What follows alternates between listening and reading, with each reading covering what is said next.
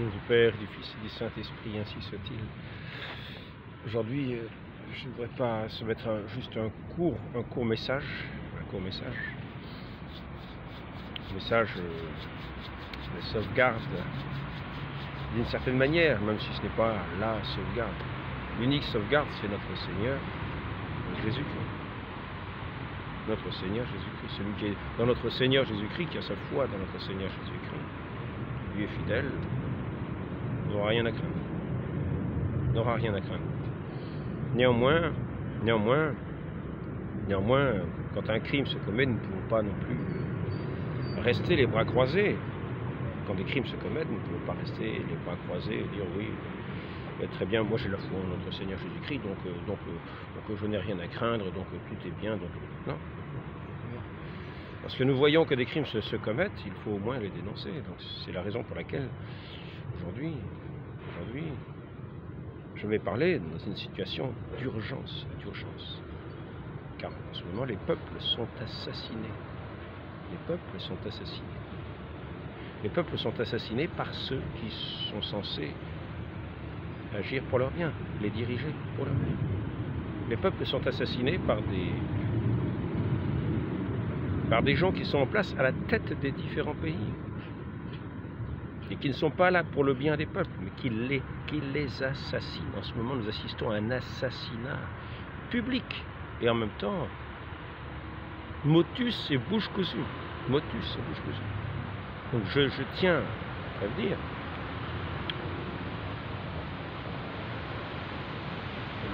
tout un ensemble de pays qui étaient anciennement chrétiens,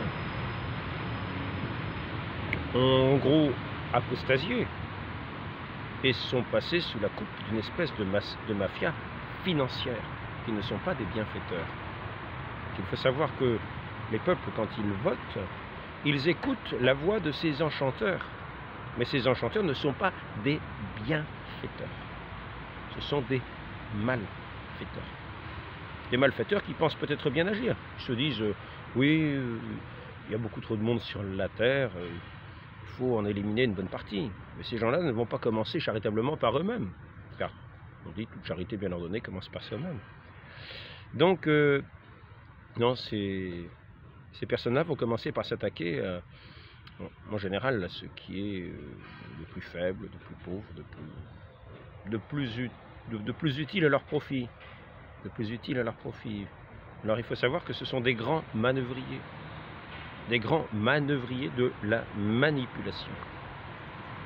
Donc, nous sommes, enfin vous êtes, en tout cas ceux qui ne sont pas dans les mains du Christ, qui ne se sont pas abandonnés dans sa sainte providence, sont dans leurs mains, livrés dans la main de gens que je n'hésite pas à dire des assassins. Je le dis ouvertement, et sans crainte de me tromper ni de calomnier. Donc ce sont des assassins de leur peuple. Alors, cela fait bien longtemps que j'ai eu une carte d'électeur que je n'ai, je vous l'avoue, et je pense que certains d'entre vous le savent, quasiment jamais utilisé, car je ne suis pas républicain. Je suis pour un roi de droit divin, tel qu'il nous était donné d'en avoir jusqu'à la Révolution française, qui a été la mise en place de ce régime d'assassins qu'on a vu à l'œuvre dès le début de la Révolution, mais qui ensuite, passé sous différentes couleurs, a semblé se calmer, parce que le fond de la société, l'ensemble des peuples en Occident, même si certains étaient passés au protestantisme, en France en particulier, le peuple français était fondamentalement chrétien.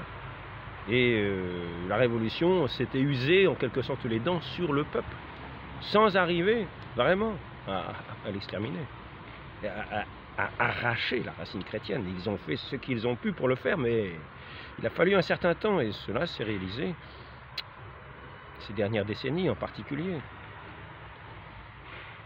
Donc maintenant que cela est réalisé, il n'y a plus de résistance. Ces gens se sont emparés de tous les pouvoirs.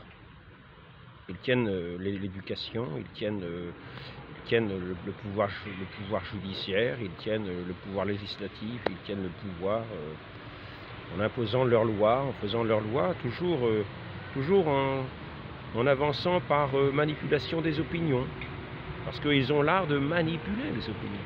Ils ont l'art de tromper les gens pour les conduire là où ils ne voudraient pas aller. Car si ces peuples connaissaient les choses telles qu'elles sont, si ces peuples connaissaient la vérité, un, ils ne quitteraient pas la foi chrétienne, la foi catholique. Deux, ils n'auraient jamais assassiné leur roi, très chrétien, qui était le père des peuples. Aujourd'hui, nous n'avons pas des pères des peuples, nous avons des occupants. Des occupants. Nous avons des gens qui sont sur ces sièges du pouvoir dans les différents pays qui se sont accointés parce que tous ces dirigeants-là forment comme une mafia, qui ont le même esprit, qui travaillent ensemble, qui travaillent main dans la main, et ainsi qui asservissent par leur cooptation tous ces peuples qui auparavant étaient des peuples indépendants, souverains, plus ou moins. Car quand on a quitté l'obéissance à Dieu, on perd aussi sa souveraineté. Néanmoins, on perd sa liberté, on perd sa vraie liberté. Quand on quitte notre Seigneur Jésus-Christ, qui est la vérité, on perd sa liberté. La vérité vous rendra libre. Et aujourd'hui, nous sommes dans cet empire que dénonce le très juste titre le président russe, quand il dit l'empire du mensonge. Il ne s'agit pas de porter un jugement sur ce président russe. Il peut apparaître aujourd'hui comme étant un résistant à cet empire financier, cet empire de Satan, à cette mafia. Donc, ils se sont attaqués à la santé, ils se sont attaqués par des diversions. Leur manière d'agir est souvent par diversion. C'est-à-dire qu'ils montrent, une fois, quand j'étais gamin, vous voyez, les séquences du spectateur, c'était des extraits de films qui passaient le dimanche vers midi et demi, je ne sais pas, et puis il y avait la séquence du spectateur, et on voyait des extraits de films. Alors je me suis envoyé un film du Moyen-Âge, puis on envoyait un qui disait tiens, regarde la lune là, puis pendant qu'il disait regarde la lune, tant pis, il a sauvé le bonhomme. Ben, c'est cette manière d'agir. Il faut toujours agiter le mouchoir qui fait peur. Alors on apparaît en agitant le mouchoir comme étant les sauveurs, parce qu'on dénonce le mal et on dit j'ai le remède. Par exemple, il y a une maladie terrible, on a le remède. Mais ils ne disent pas ce que c'est que ce remède qu'ils vont nous donner, ils ne disent pas que ce remède est un poison. Ils ne disent pas que ce remède va rendre infertile. Combien de quantités de femmes qu'aujourd'hui n'arrivent même pas à faire entendre leur voix sur la place plus publique parce qu'on les fait taire. L'infertilité des femmes qui font sept fausses couches consécutives. J'ai entendu ça ce matin encore. 7 fausses couches consécutives qui ne peuvent plus avoir d'enfants alors qu'elles pouvaient en avoir avant. Et ceux-là, ce ne sont pas des cas isolés. Vous pouvez vérifier autour de vous, si vous avez des connaissances, vous entendrez cela, vous pourrez l'entendre. Les femmes sont plus sensibles à ces questions, et entre elles peuvent parler. Donc j'imagine que les femmes connaissent bien mieux ces questions encore que moi. Maintenant, il y a aussi le problème de cardiovasculaire. Mais tout ça, ce sont des questions qui sont tues parce que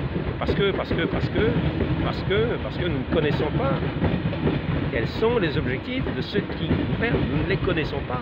Nous savons que ce ne sont pas les pères des peuples. Ils ont pris l'apparence des rois. Ils semblent représenter le peuple souverain. N'oublions pas que les véritablement souverains, celui qui est dans la liberté des enfants de Dieu, qui reconnaît Dieu comme le souverain, son souverain véritable. Dieu nous donne la liberté des enfants de Dieu.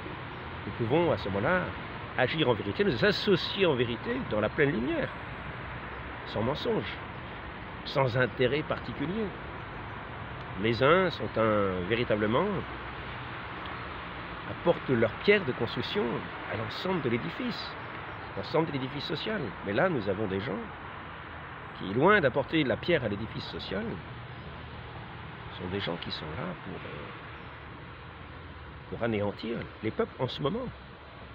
Ils ont peut-être en idée le malthusianisme, c'est-à-dire cette idée qu'il y a trop de monde, peut-être est-ce cette idée-là.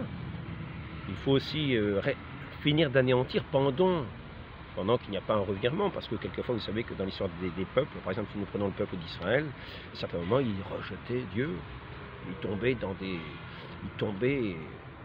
dans des misères, ils étaient emmenés en exil, ils tombaient ils subissaient les pires des défaites.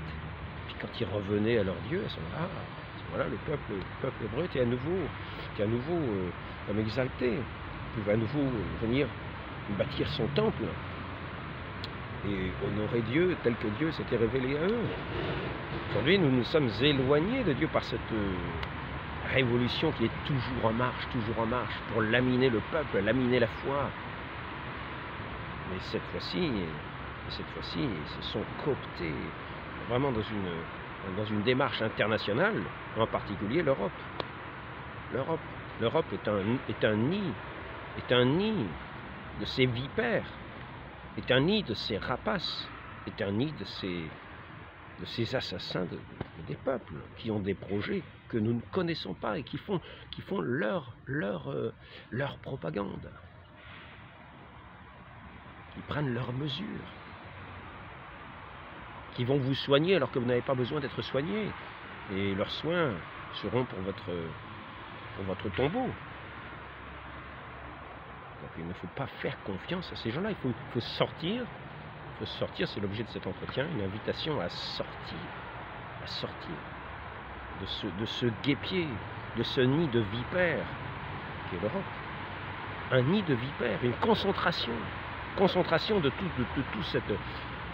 Si vous arrivez à sortir de cette Europe, vous arriverez à vous opposer à ceux qui ont installé cette manière d'enserrer les peuples, de les rendre prisonniers, de les rendre esclaves, et d'en faire ce qu'ils veulent, de les mettre à leur merci, en ayant toujours l'excuse, oui, attention, c'est nous, on n'y peut rien, c'est l'Europe, ou bien alors de dire oui, il faut vraiment, ensemble nous serons plus forts, Et ceux qui seront plus forts ensemble, ce sont ceux qui sont à la tête, parce que leur imbrication, tous les nœuds qu'ils tissent, emprisonnent le peuple véritablement. Ils fabriquent une prison des peuples. Donc je tiens à dire, depuis que j'ai eu la carte d'électeur, étant donné que je ne suis pas républicain, et que j'ai toujours eu crainte de ce que ceux pour qui on votait allaient faire de nos voix. Parce que quand vous votez, ceux qui sont élus en votre nom agissent en votre nom. C'est-à-dire que quand ils commettent des crimes, c'est en votre nom qu'ils les commettent. Vous êtes responsable. Vous êtes responsable de ce qui est fait en votre nom. Donc il faut être très prudent, savoir à qui accorder sa confiance. Aujourd'hui, nous voyons qu'il y en a en gros qu'un qui propose nettement, franchement, de sortir de ce guêpier, de cette Europe, de cette prison, de cette cage à être assassiné, de cette grille dont l'étau se resserre toujours. Donc il n'y en a qu'un qui propose de bariser cet étau. Je parle de M. Asselineau. Donc il se peut que pour une fois, depuis peut-être 30 ans, peut-être même plus, pour une fois j'irai porter un bulletin. Je ne dis pas que c'est encore fait. Et là il y a urgence. Après ça, le reste importe peu. Déjà sortir de la griffe de ces assassins, déjà s'en sortir de cette griffe-là. Ce sera déjà un bon pas de fait. Le reste, Le reste viendra après, chaque chose en son temps. Déjà sortir de ce guêpier, de ce nid de requins, de rapaces, de vipères, d'assassins. Combien de personnes qu'il tuait, combien de personnes qu'il fait tuer. Là, il y avait cette maladie terrible. Alors si vous ne faisiez pas tout ce qu'il vous disait, vous étiez un criminel. Et ces gens-là, c'était eux, les criminels. En voulant en plus vous donner la mauvaise conscience de ne pas vous laisser empoisonner. Donc, maintenant nous avons la Russie. La Russie, c'est un ennemi terrible, ils vont nous envahir. Alors je tiens à dire au sujet du vaccin, que au sujet de ce vaccin, au sujet de ce vaccin non fini, ce qu'ils ont appelé le vaccin obligatoire, ce vaccin ne pouvait être utilisé, étant donné que les tests n'avaient pas été encore terminés sur ce vaccin pour savoir quelle était son efficacité, quels étaient ses dangers, ne pouvait être utilisé que s'il n'y avait pas d'autres médicaments. Et s'il était le seul remède à pouvoir être utilisé. Ainsi, ils ont fait condamner tous les remèdes et les docteurs qui proposaient d'autres remèdes. Nous avions, ce sont des noms compliqués, chloroquine, etc. Vous savez ça. Donc il y a eu des études qui ont été faites, bien sûr des études truquées, qui ont été faites pour disqualifier ces médicaments, dont des pays se sont servis à leur bénéfice, au bénéfice des populations. Des pays qui ne sont pas asservis à ce clan occidental, comme on l'appelle, à cette presse, à ces médias, qui sont tous dans le même sens, qui participent tous à ce crime de masse, on pourrait presque dire un génocide. Et donc, et ça va peut-être être bientôt un génocide, parce que maintenant il s'agit de faire une guerre nucléaire. Déjà, donc il s'agissait de disqualifier certains médicaments pour pouvoir, selon la loi, utiliser ce qu'ils appelaient vaccins qui n'étaient pas déterminés, dont les sociétés de vaccins ne se portaient pas garant au cas où il y aurait des inconvénients, ne portaient pas leur responsabilité sur les effets secondaires, pour ne pas être ruinés. Ces effets secondaires, certains les ont vus sur les écrans, des présentateurs qui tombaient foudroyés devant les écrans.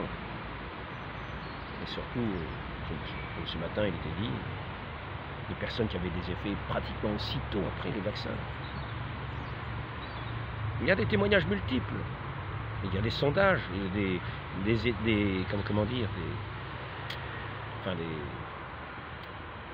études avec les graphiques, etc., qui sont dissimulés, mais qu'on peut y avoir accès quand même. Certains y ont accès, ils les font connaître autant qu'ils peuvent, mais sur des canaux qui sont très peu connus.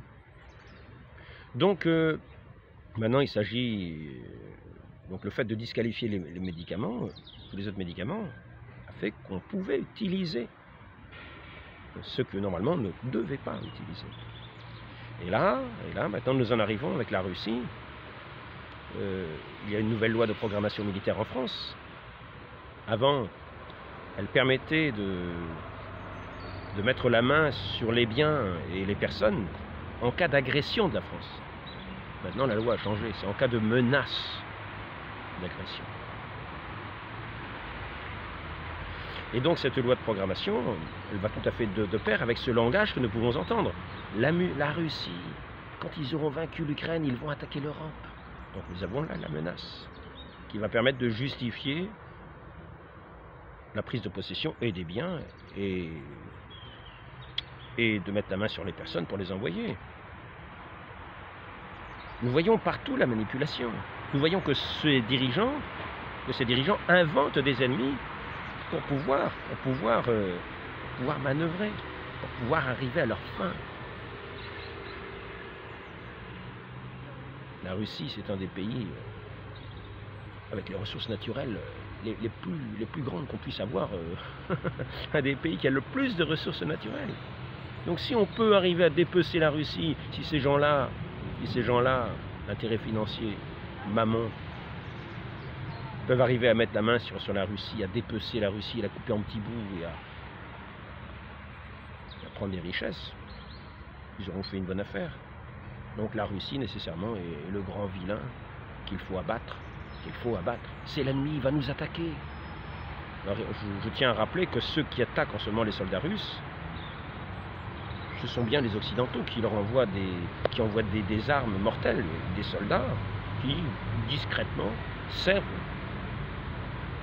des batteries très sophistiquées. Des batteries qui vont aller tirer sur des villes où il y a des civils.